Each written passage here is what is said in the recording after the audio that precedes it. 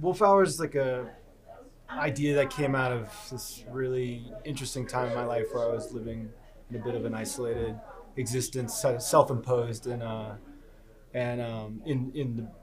depths of New York Chinatown, kind of in this fifth-story walk-up with, ironically, with no buzzer, even though it's such an important part. But that was really the spark of the story for me, and living in New York for almost 20 years and kind of wanting to channel all my emotions and feelings about that. I'm enamored with New York in the 70s. I think it's like one of the most interesting time of any city in modern history, and particularly it was like the kind of the collapse of a major American city, and it sort of looked like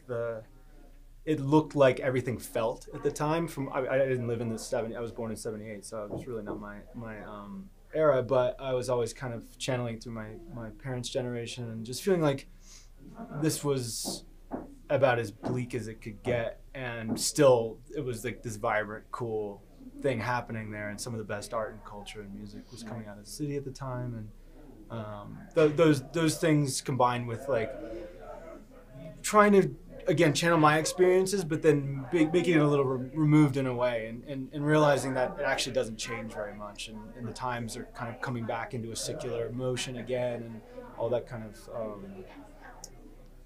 idea of things are circular, right, in a historical way. Of course, I read the script. It was something that was really easy to read. I loved the world in which she had found herself in, someone who was at a real low point, having come from a place where she was truly relevant in her time, and something terrible had happened, which created a big case for her to just lock herself inside. And I really related to that idea, that level of, okay, the world is not a safe place for me to be a part of, and I could do damage to myself or to others. And so she makes this case for herself to just shut herself in, and the people that come into her life are there because she needs them in some way or another, and they're either trustworthy or not. And I really loved the examination of that level of depression and isolation.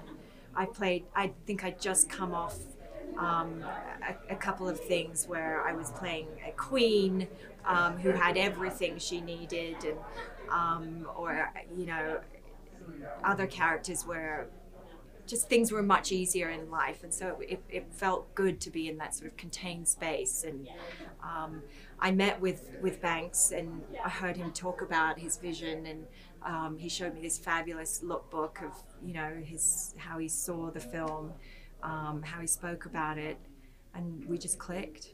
I think any artist would relate to this film in that that feeling of the loss of relevance, and can I reinvent myself, and how do I get through this? Or most of the movie is about how she can convince herself to stay, and this is the right choice she's making for so many reasons. And then there comes a point, without giving too much away, where she's got to eat, she's got to move out of it in some Basic functions of life. Yeah, exactly.